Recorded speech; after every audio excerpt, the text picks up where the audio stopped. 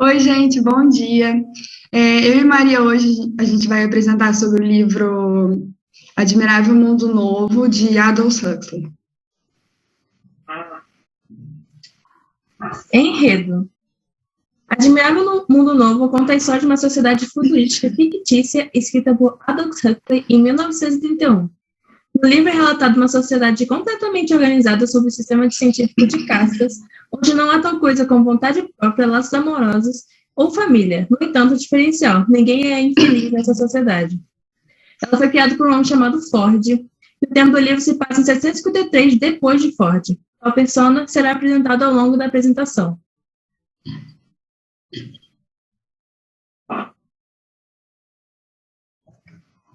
Agora eu vou explicar um pouquinho sobre o processo de divisão de castas. As pessoas que residem na sociedade são desde crianças condicionadas a amar e não deixar de desejar a posição que são designadas. E elas são divididas em 5.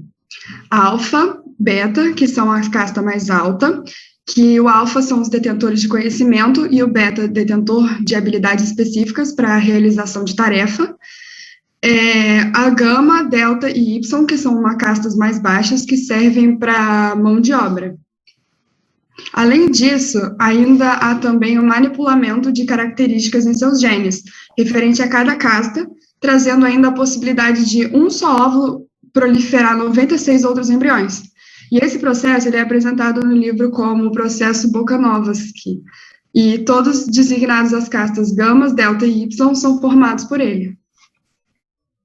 Mas como as crianças são condicionadas desde pequenas a não se rebelarem contra a sociedade? Além de seus genes manipulados, elas aprendem a odiar tudo aquilo que não se refere à sua casta. No livro é apresentado 2 processos. No primeiro são colocadas diversas crianças deltas, ainda bebês, na frente de flores e livros. No começo, elas se aproximam e ficam felizes ao ver os objetos que estão na frente delas. Porém, barulhos agudos e explosões começam a tocar e elas começam a ficar com medo. E depois, as enfermeiras eletrificam as crianças para que aí, quando elas botassem as flores e os livros perto delas de novo, elas se recuariam com medo. Isso acontece. Além desse processo, há também a hipnopédia, que consiste no aprendizado moral durante o sono. As crianças são acostumadas a ouvir áudio afirmando a sua presença e paixão pela caça enquanto dormem, para que no futuro um beta não queira se tornar um alfa ou o y se tornar um gama. No slide mostra uma passagem do livro com o áudio que é tocado. As crianças alfas vestem roupas cinzentas, elas trabalham muito mais do que nós, porque são formavelmente inteligentes. Francamente, estou contentíssimo de ser um beta, porque não trabalho tanto. E além disso, nós somos muito superiores aos gamas e aos deltas. Os gamas são brancos. Essa parte importante é apresentada no livro logo no início, como uma excursão de jovens à fábrica de produção, e tais processos são apresentados por Thomas Tomakin, o diretor da fábrica, que é um personagem de imensa relevância para o decorrer da história. No decorrer do livro, é apresentada também a visão da sociedade para a morte. Para eles, a morte não é algo que precisa se importar ou mesmo ficar triste quando uma ocorre. Para que todos pensem assim, crianças são levadas ao hospital da cidade e lá, ao ver alguém morrer, as enfermeiras entregam bombas de chocolate. Logo, sentimentos como tristeza e agonia perante o falecimento de algum indivíduo são inexistentes em todos os indivíduos. Bom, vou falar um pouquinho agora sobre a soma. Além de todo o processo apresentado para que os indivíduos sejam familiarizados com as castas, ainda há uma pílula chamada soma. Esse remédio ele foi introduzido como pressuposto de uma fuga da realidade, é um substituto das drogas ilícitas no nosso tempo. Só que, mais adiante, é explicado que a soma foi feita para que sentimentos como solidão, tristeza ou carência fossem curados por um certo período de tempo, para que as pessoas não sintam falta de laços familiares ou então se apaixonassem. No livro é bem explícito um vício de toda a sociedade na soma. Sempre que alguém tem um sentimento diferente de extasia constante, ou apenas para passar o tempo livre depois do trabalho, ninguém deixa de tomar a soma. E no slide é apresentada a quantidade de soma descrita no livro que a maioria das pessoas tomam. É claro que dependendo do sentimento, algumas tomam mais que as outras. Aí eu vou ler o pedacinho aqui.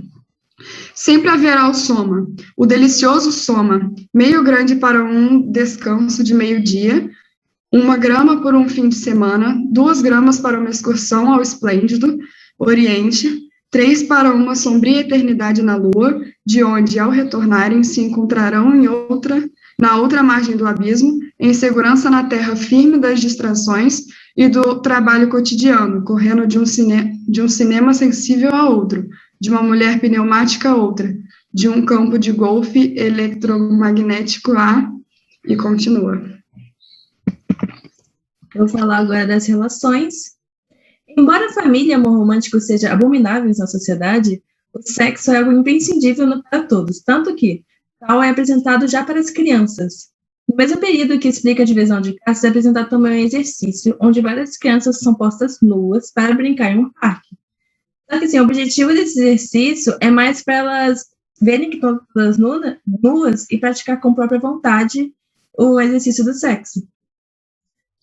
Então, esse sexo casual, ele é tão recorrente, ele é tão normal, que você ter apenas um parceiro por um longo período de tempo é considerado absurdo, porque pode significar que você está tendo sentimentos por essa pessoa.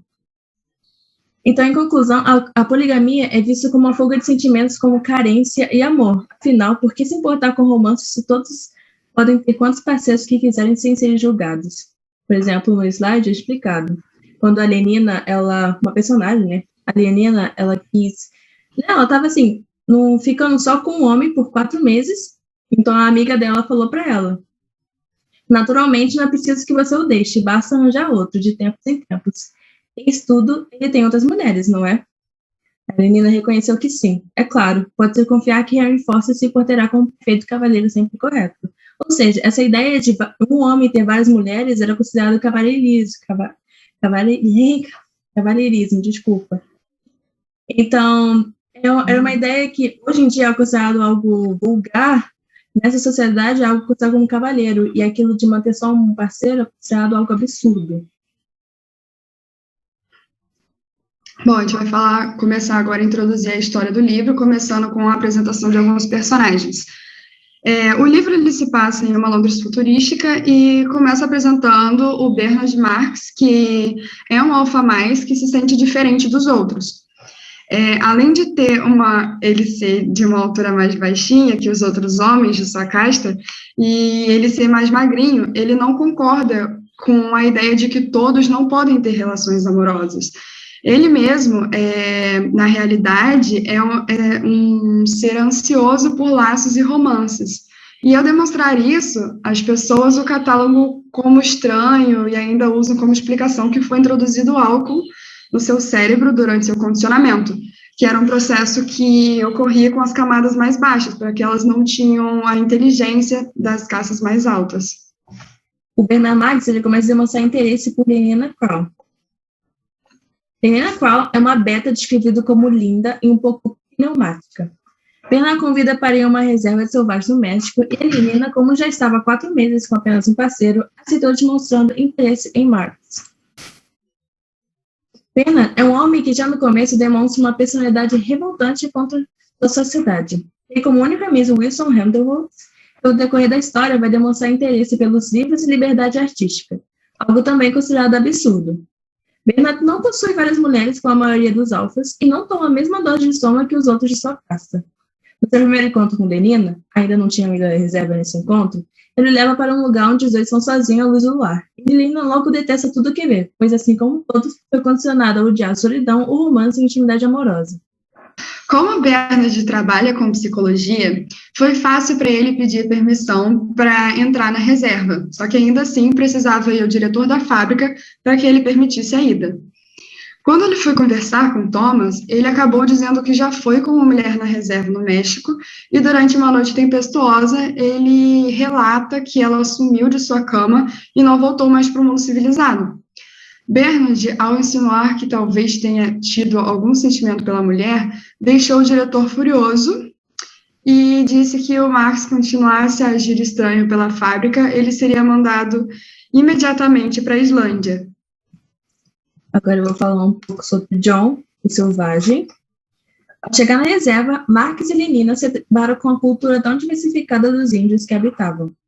Nela ainda existia a glorificação de Deus e outros deuses, monogamia, romance, pais, mães e livros antigos como Shakespeare e Otelo. O que maravilhou Bernard e horrorizou Lenina, que passou metade da viagem de cama por conta do Soma. Ao andar um pouco pela reserva, os dois conhecem o jovem John, um homem que, diferente de todo mundo ali, era branco e falava inglês. E este resolve os introduzir à sua mãe Linda. A mulher era gorda, horrenda e alegava ter vindo do mundo civilizado com o homem apenas para visitar a reserva, mas foi deixada para trás, grávida e sem chance de voltar. Visto que a ideia de ser mãe era um absurdo na sociedade. John é um rapaz curioso, bonito, aprendeu a ler lendo Shakespeare, deseja ser livre e aprender mais sobre a vida. Em muitos de seus diálogos, ele usa o termo de Shakespeare e Otelo para conversar. É visto no livro as inúmeras referências que ele faz, até mesmo a se referir ao admirável Mundo Novo. É uma referência a uma peça de Shakespeare. Bernard tem a ideia de levar John e Linda para a civilização. Ele descobriu que a Linda era tal amante do diretor, e visto seu interesse em mandá-lo para a Islândia, ele quis desmoronar o mesmo. Ao chegar em Londres, o diretor já tinha organizado uma audiência para difamar Bernard. Porém, o Marx apresenta a Linda e o John, que o chama de pai logo quando vê. O absurdo se torna enorme e o diretor pede demissão da fábrica. John começa a ser reconhecido como selvagem, e todos começam a o chamar assim. Bernard se torna seu curador, responsável por mostrar-lhe todos os agrados da sociedade. Linda, que sente-se horrenda, deseja tomar o Soma, em grandes doses, para esquecer sua vida para sempre. E assim se faz. Linda passa a viver em um apartamento no prédio, onde reside também o Bernard, vegetando. O título de curador torna Bernard importante e poderoso. Possui dezenas de mulheres por semana, deixa o poder subir a cabeça, esquece sua curiosidade e de sua amizade por Helmholtz. O selvagem John, ao conhecer mais a sociedade, não se agrada com o admirável mundo novo, que tanto sonhara. Tanto que se recusa a comparecer a uma reunião com um indivíduo importante. Bernard prometeu a presença desse indivíduo e de John na reunião a todo mundo da caça. E só falta acabou com sua reputação, que o faz voltar a conversar com Helmholtz e até mesmo o apresenta para John.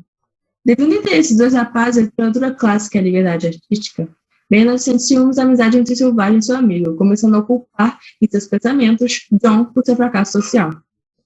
Enquanto isso, Lenina se vê apaixonada por John e o mesmo, embora não demonstrando, é apaixonado por ela também.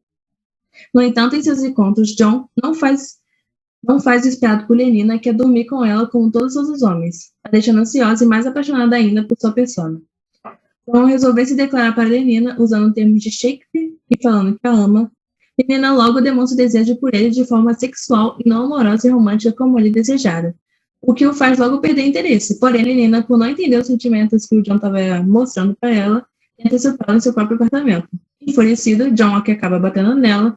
Devido a isso, John acaba batendo nela e ela corre nua para o banheiro, onde ela fica lá até ele ir embora. Aí eu vou ler uma parte do livro que ele urrou para ela. Ela, prostituta e imprudente cortesã. Essa fala, prostituta, imprudente cortesã, é uma fala da peça de Otelo, de Shakespeare. Então, mostra aí um dos diálogos dele que eram muito inspirados em tudo que ele lia sobre Shakespeare, de Otelo e de outras coisas. Logo após o ocorrido, John recebe a notícia que sua mãe estava em estado crítico no hospital e corre para o lugar, deixando Lenina em seu apartamento. Chegando lá, ele percebe a pouca importância das enfermeiras com a saúde de sua mãe, já que para elas a morte era evidente e isso era uma coisa pouco importante na sociedade. Mas John fica do lado de sua mãe enquanto está a delira devido ao efeito das inúmeras pílulas de Soma. Foi então quando viu vários gêmeos idênticos entrando na sala onde sua mãe estava, questionando a sua aparência e humilhando-a. E aí o John ficou impaciente, o que chamou a atenção da enfermeira, que ficou preocupada com as crianças que iam pensar ao ver um homem triste perante a morte de alguém. Quando sua mãe finalmente veio ao óbito, John chorou aos prantos e a enfermeira logo pediu para que ele agisse de acordo e deu bombas de chocolate às crianças enquanto elas olhavam o corpo morto ali, né? John começou a caminhar desesperado pelo hospital, desorientado, não ligando se batia sem querer em alguém com os ombros. Só voltou à realidade após um homem delta o confrontar e logo depois esquecer dele, pois viram um alfa anunciando a distribuição de Soma. O selvagem teve um sentimento desesperado de libertar os indivíduos dessa sociedade, e então ele foi até a mesa e pediu para que todos parassem. E aí agora eu vou ler o pedacinho do livro que ele fala. Parem, gritou o selvagem com voz retumbante. Parem! Abriu o caminho até a mesa. Os deltas ficaram com assombro. Ford, disse o subeconomo assistente, a meia voz. É o selvagem. Estava assustado. Ouçam-me, suplico-lhes, brandou o selvagem com ardor. Emprestem-me seus ouvidos. Nunca falara em público e tinha muita dificuldade em expressar o que queria dizer. Não tomem essa droga horrível, é veneno, é veneno. Infelizmente, ninguém o ouviu ou deu atenção. O selvagem pegou as pilas de soma e as jogou pela janela que dava para o pátio interno do hospital, o que acarretou uma grande revolta pela multidão a fim de atacar John. Por sorte, Helmholtz e Bernard já haviam ouvido falar do que estava acontecendo e correram para o local. Livres, livres, bradava o selvagem, com uma das mãos continuava a atirar a soma ao pátio, enquanto com a outra esmurrava os ossos indiscutíveis de seus assaltantes. Livres, e eis que de súbito lhe aparece Holmes ao seu lado. Ah, meu bom Holmes, também esmurrando. Enfim, homens, e nos intervalos também atirando veneno pela janela a mancheias. Sim, homens, homens, e acabaram esse veneno. Ele ergueu a caixa e mostrou-lhes o interior vazio e negro. Vocês são livres. Os 6 são detidos e levados à senhora Fordesa, ao administrador Mustafa Monde, e é nessa parte da história que tudo se torna claro.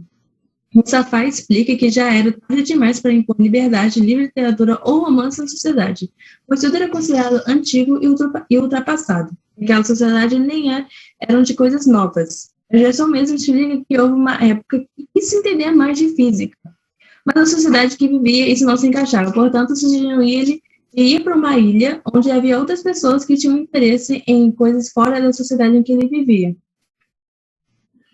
Bennett, a princípio, implorou para ficar na civilização. Temia ter que ir para a Islândia. No entanto, depois concordou com o acaso. Helmholtz escolheu uma ilha com um clima ruim para suas inspirações ao escrever. Já John, após uma longa conversa com Mustafa, dizendo que preferia os contras da velhice e da tristeza do que uma sociedade onde não há liberdade, pediu para ir para a ilha junto com Marx e Helmholtz. Só que Mustafa negou, pois queria que ele continuasse na civilização para fazer experiências. Aí eu vou ler um trechinho. Mas eu não quero conforto, quero Deus, quero a poesia, quero o perigo autêntico, quero a liberdade, quero a bondade, quero o pecado. Em suma, disse Mustafa Monde, o senhor reclama o direito de ser infeliz. Pois bem seja, retrucou o selvagem em um tom de desafio, eu reclamo o direito de ser infeliz. Sem falar no direito de ficar velho, feio e impotente, no direito de ter sífilis e câncer, no direito de não ter quase nada que comer, no direito de ter piolhos, no direito de viver com a apreensão constante de que poderá acontecer amanhã, no direito de contrair a febre tifoide, no direito de ser torturado por dores indivisíveis de toda espécie. Houve um longo silêncio. Eu os reclamo todos, disse finalmente o selvagem. O selvagem John prefere viver, então, em um velho farol em Coutringe e Elstead. Neste farol, John deseja punir-se e purificar-se da civilização, querendo ser livre. Porém, sua paz dura pouco a ser perseguido por repórteres e interesseiros que acabaram por fazer um filme sensível de sua vida. Sua fama se espalha novamente e acaba cercado de pessoas civilizadas que o adoram. Por não ter mais alternativas, por não conseguir mais sua liberdade, John acaba enforcando-se, encontrando assim a paz eterna. Aí eu vou ler um trechinho das pessoas encontrando ele morto. Lentamente, muito lentamente, com 2 agulhas de bússola sem peça, os pés voltaram-se para a direita, norte, nordeste, leste, sudeste, sul, sudoeste, depois detiveram-se, passando alguns segundos, e começaram a girar com a mesma lentidão, para o esquerdo, sul, sudoeste, sul, sudeste e leste. Bom, eu vou falar agora um pouquinho sobre o Ford. Ford foi o criador da sociedade descrita no livro. Foi ele que deu a ideia dessa sociedade sem liberdade e com uma falsa felicidade para os indivíduos de sua época, de nosso mundo atual. Claramente houve inúmeras negações e até mesmo revoltas contra a abolição de se ter uma família ou um casamento, mas com todo o tempo o sistema foi sendo estudado e encaixado, mas ainda até chegar no ponto descrito no livro. Aí no slide tem uma passagem sobre o Ford, eu vou ler aqui. Nosso Ford ou nosso Freud como alguma razão inescrutável, preferia ser chamado sempre que tratava de assuntos psicológicos. Nosso Freud foi o primeiro a revelar os perigos espantosos da vida familiar. O mundo estava cheio de pais, e, em consequência, cheio de aflição, cheio de mães, e, portanto, cheio de todas as espécies de perversões, desde o sadismo até a castidade, cheio de irmãos e irmãs, de tios e tias, cheio de loucura e suicídio. Claramente, vou falar agora de Foucault, né, dessa comparação. A gente não podia deixar de fazer essa comparação entre os estudos de Foucault e a sociedade descrita por Huxley. Em seu livro, Vigiar e Punir, Foucault explica um poder chamado poder disciplinar, que é diferente do soberano, né, que é aquele poder que castiga todo mundo que desobedece. O poder disciplinar, ele disciplina as pessoas a não desobedecerem. O que basicamente a sociedade faz, porque os indivíduos são desde crianças condicionados a amar as castas que são dispostas e não odiar aquilo que estão vivendo. E aí é claro que também a gente pode comparar a sociedade com a ideia de Foucault, que é alguém que olha lá de cima, um olho que olha de cima as células dos indivíduos, com a sociedade, já que o John se rebelou e ele foi mandado... Ele teve que ir para aquele lugar lá que a gente falou já. O Helmholtz teve que ir para uma ilha junto com Bernard. Então, teve ainda assim uma punição. Bom, agora eu vou comparar o livro Admirável Mundo Novo com a distopia 1984 de George Orwell. Essas duas obras distópicas, elas descrevem um ambiente singular, nos quais as sociedades já não possuem o livre-arbítrio para tomar as decisões, seja por conta da opressão ou mesmo por causa do condicionamento infligido aos indivíduos. Os dois autores, eles fazem uma crítica à sociedade em que vivem, alertando as futuras gerações sobre os rumos da humanidade. O 1984, ele é uma projeção do que seria o mundo em um futuro próximo. Nesse mundo, uma espécie de ditadura oculta, né, entre aspas, instalada pelo Estado, que chega a quase controlar o pensamento de toda a população através de uma vigia intensa e rígidos padrões de comportamento por eles exigidos, mas tão bem manipulados que quase ninguém se dá conta desse controle, ou seja, um verdadeiro regime totalitário, tal como foi o nazismo, o fascismo e o comunismo, que ainda eram bastante influentes em 1948, que foi no ano da publicação dessa obra. Já o livro de Huxley, ele foi escrito em 1932, e também era um esboço hipotético de uma sociedade futura.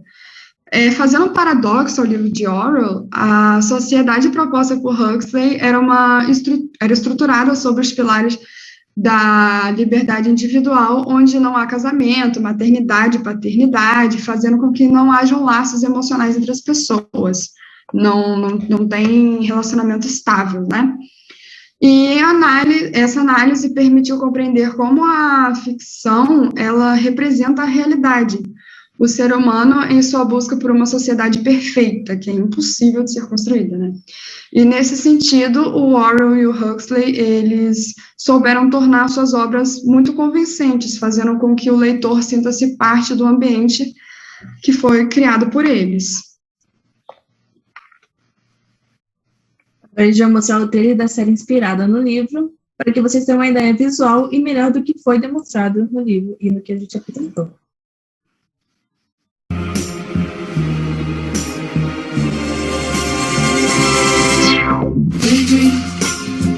I fell asleep amid the flowers.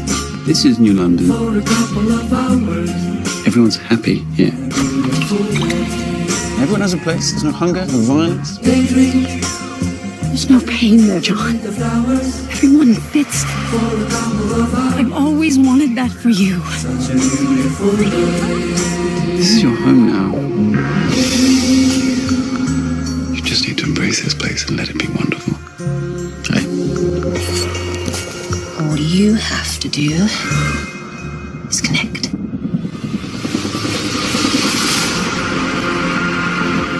Everyone belongs to everyone else. You're never alone here. Everyone's connected. You know, I've been watching you people. But this place is so perfect. Why is it upside down? There is a disruption. I just can't seem to get back to myself. A virus enters a cell, turning the body against itself. We need to stop this before this goes too far.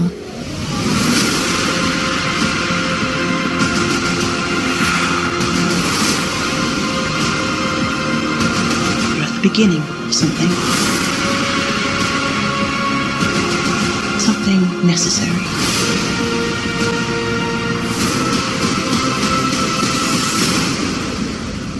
If you're not happy, you're nothing at all.